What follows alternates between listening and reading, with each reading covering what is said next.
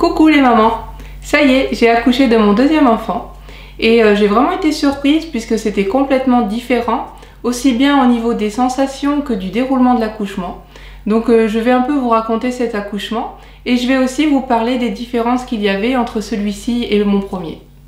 Peu de temps avant l'accouchement, j'ai eu quelques signes précurseurs. Donc pour commencer, dans la nuit, d'habitude je ressentais aucune contraction ou alors peut-être une ou deux qui étaient d'intensité vraiment très légère. Et là j'en ai ressenti un peu plus, peut-être 5-6, et elles étaient un peu plus fortes, mais vraiment rien d'alarmant. Ensuite, dans la journée, j'ai remarqué que j'avais beaucoup plus facilement des contractions au mouvement. Donc ce qui m'a motivée à plutôt me reposer et pas faire trop d'activité.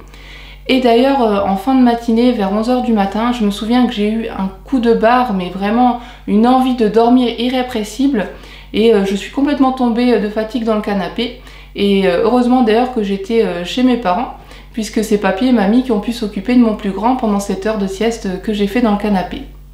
Je peux dire que j'ai commencé à avoir des vraies contractions à partir de 17 h, parce qu'elles commençaient à être régulières, même si elles étaent très espacées. Donc au départ, vers 17 h, c'était espacé de 20-30 minutes. Et puis petit à petit, elles se sont rapprochées, puis c'est devenu toutes les 10 minutes, puis toutes les 6 minutes. En fait, la grosse question que je me posais à ce moment-là, c'était est-ce que ça va continuer et puis ça va s'accentuer, s'accélérer et se rapprocher encore, et puis en fait l'accouchement c'est vraiment pour aujourd'hui, ou alors est-ce que c'est juste un petit test, ça commence à se mettre en route et puis ça va s'arrêter, puis ça va peut-être commencer dans une semaine. Surtout que j'y croyais pas trop, puisque pour mon fils j'avais accouché une bonne semaine plus tard, j'avais accouché à 40 semaines et 6 jours. Et là, pour ma fille, j'étais seulement à 39 semaines et 5 jours. Donc pour moi, dans ma tête, c'était pas le jour de l'accouchement et je pensais vraiment que ça allait seulement se remettre en route dans une semaine. Une autre grande difficulté, c'était de savoir à quel moment dire à mon mari de partir de la maison. Parce qu'en fait, j'ai décidé d'accoucher en maison de naissance et elle était assez loin de la maison. Donc de chez nous, on avait 1 h 20 de route. Donc j'ai décidé de rester en fin de grossesse chez mes parents, puisque de chez mes parents il n'y avait plus que 45 minutes de route. Donc quand je pensais que c'était le bon moment, il fallait que je prévienne mon mari pour qu'il prévienne son travail et qu'il fasse 1 h 40 de route pour venir chez mes parents. Et ensuite de chez mes parents, il fallait encore qu'on prévoie les 45 minutes de route pour arriver à la maison de naissance. Mais c'était pas évident, puisque je voulais pas arriver trop tôt à la maison de naissance et me précipiter, puisque le travail est beaucoup plus facile à gérer quand on est tranquillement chez soi et qu'on se trouve un petit peu dans un cocon. Et en plus, si on arrive trop tôt sur le lieu d'accouchement, c'est reconnu qu'on peut être plus facilement découragé et avoir plus facilement envie de prendre la péridurale. Et d'un autre côté, je voulais pas partir trop tard, puisque c'était mon deuxième accouchement, et je me disais, il faut pas que j'accouche dans la voiture. Et en même temps, même si c'est un deuxième accouchement, il y a des mamans qui accouchent avec beaucoup plus de temps pour leur deuxième accouchement que pour le premier. On ne peut pas dire que c'est systématique, que quand c'est un deuxième, on accouche plus vite. Et finalement pour moi ça a été le cas, mais je ne le savais pas, puisqu'en fait j'ai accouché 3 fois plus vite pour ce deuxième bébé. J'ai accouché en 4 heures de travail au lieu de 11 heures pour mon premier. Pour mon premier accouchement, mon fils était en postérieur. Et en fait, c'est la pire position qu'on puisse avoir pour un travail. C'est généralement très très douloureux. Donc je m'attendais à ressentir exactement la même intensité de contraction. Parce que en fait, pour mon fils, ça a démarré d'un coup, toutes les 5 minutes. Et c'était d'une intensité tellement forte que c'était extrêmement dur à gérer dès les premières contractions. Donc là, quand j'ai commencé à avoir des contractions de travail, j'avais l'impression que c'était pas des contractions de travail, puisqu'elles étaient beaucoup moins fortes et elles étaient beaucoup plus gérables que pour mon fils. Donc en fait, vers 19 h, j'avais des contractions qui étaient très intenses, qui étaient régulières, mais pour moi, j'étais pas en travail, puisque c'était pas aussi dur que pour mon premier accouchement. Donc j'étais à table sur mon ballon de grossesse, puisque je n'utilise que mon ballon de grossesse pendant toute la grossesse, car c'est sur ce ballon que je me sens bien, même pour manger, pour toutes mes activités, je suis sur mon ballon de grossesse. Et donc je travaillais sur mon ordinateur pendant entre les contractions. Et dès que j'avais une contraction, je faisais quand même une pause, parce que c'était quand même assez intense. Et je bougeais sur mon ballon pour m'aider à gérer la douleur.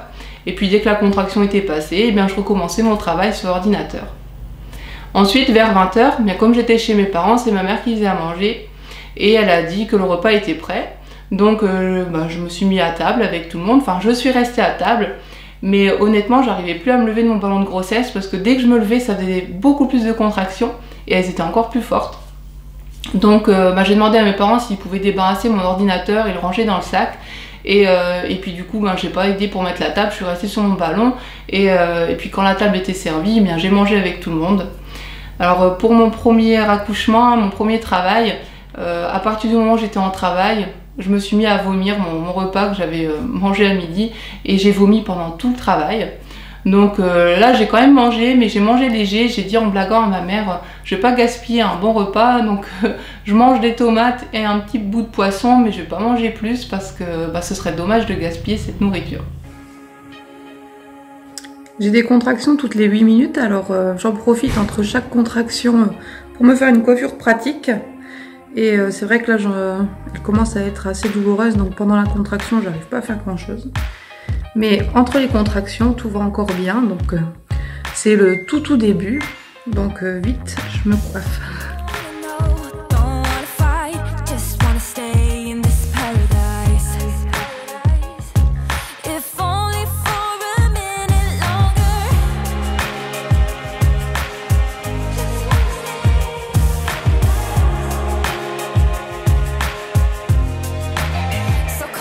Après 3 heures de contraction régulière et qui avait tendance à se rapprocher de plus en plus, eh bien j'ai compris que ça allait pas s'arrêter et que ma petite puce avait décidé de venir un peu plus tôt que prévu et que ça allait être pour cette nuit-là.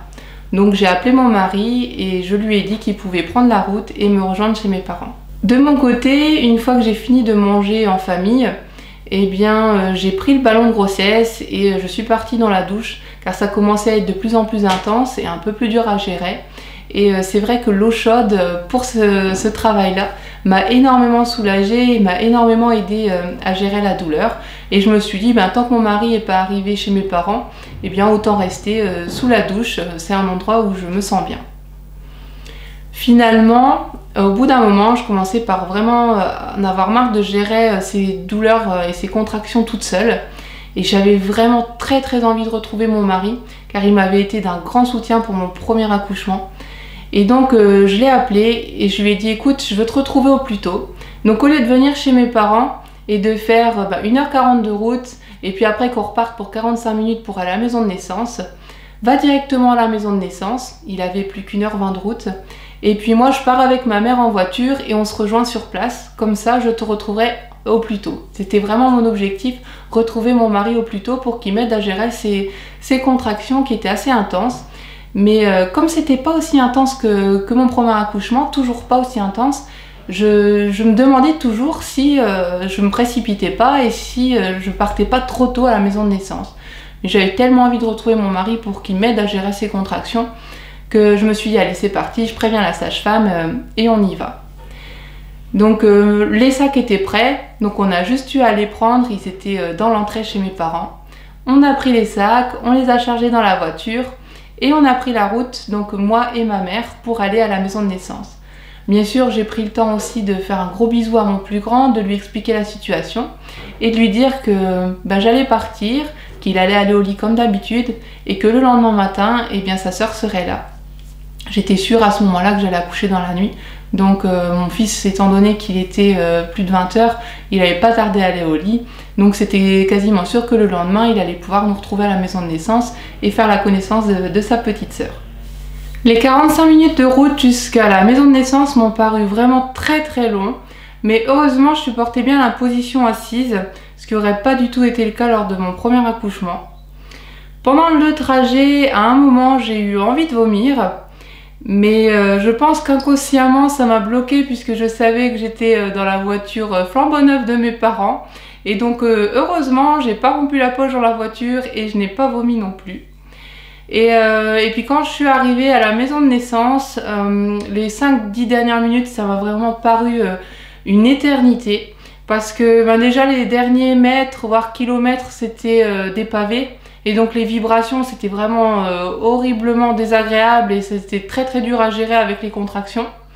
Et en plus j'avais plus de repos, les contractions s'enchaînaient les unes après les autres. Donc sur les 5-10 dernières minutes, je me souviens que j'avais regardé l'heure et je m'étais dit bon allez, il reste plus que 2-3 contractions à gérer dans la voiture, ça va aller. Et en vrai, ben non, en fait je crois que j'en ai eu presque 10 sur 10 minutes. Donc les dernières minutes c'était vraiment très long. Et quand ma mère s'est garée, j'ai vu mon mari qui sortait de la maison de naissance et qui venait d'arriver lui 5 minutes avant. Et quand je l'ai vu, ça a vraiment été un extrême soulagement de voir mon mari. C'était vraiment ce qui me faisait tenir, de me dire que j'allais retrouver mon mari. Et juste au moment de sortir de la voiture, mon mari est arrivé et j'ai eu une grosse contraction. Et là, j'ai vraiment senti une pression très forte vers le bas. Donc j'ai dit à mon mari, on attend, on prend le temps de gérer cette contraction. Enfin, en vrai, j'ai rien dit, hein, mais je lui ai dit, attends, il a compris. Il m'a serré dans les bras. Il m'a avoué après qu'à ce moment-là, il s'est dit ça y est, c'est reparti pour une dizaine d'heures, eh bien, à appuyer dans le bas de son dos, à l'aider à gérer cette douleur, ça va être extrêmement long. Du coup, j'ai géré cette contraction avec lui. On a commencé à marcher vers la maison de naissance, donc j'ai traversé la route et là j'ai eu une deuxième contraction. Donc de nouveau, j'ai fait comprendre à mon mari que je voulais faire une pause pour gérer la contraction. Et là en fait, j'ai vraiment eu une pression très forte et j'ai eu l'envie de pousser. Et là j'ai compris que si j'avais envie de pousser, c'est que le bébé était là. Et donc malgré la contraction, j'ai vraiment eu un gros coup de stress. Moi j'ai eu l'impression de prendre mon mari et de courir avec lui jusqu'à la maison de naissance. En réalité, je pense que c'était juste une marche très rapide, mais ce qui était déjà exceptionnel pendant la contraction. Pour monter jusqu'à la maison de naissance, il y avait pas mal de marches. Donc j'ai monté toutes ces marches pendant la contraction. En fait, mon seul objectif, c'était arriver à la maison de naissance, parce que je savais que si je restais là, eh bien j'allais accoucher dans la rue. Et j'ai à peine eu le temps de passer le pas de porte que j'ai dit aux sages-femmes, je dois pousser. J'ai quand même eu le temps de continuer mon chemin vers la chambre.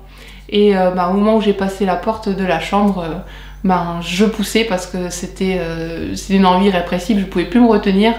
Alors on a vite retiré mon pantalon avec les sages-femmes. Elles ont vu tout de suite la tête, elles m'ont dit la tête est là avec la poche. Donc vas-y pousse.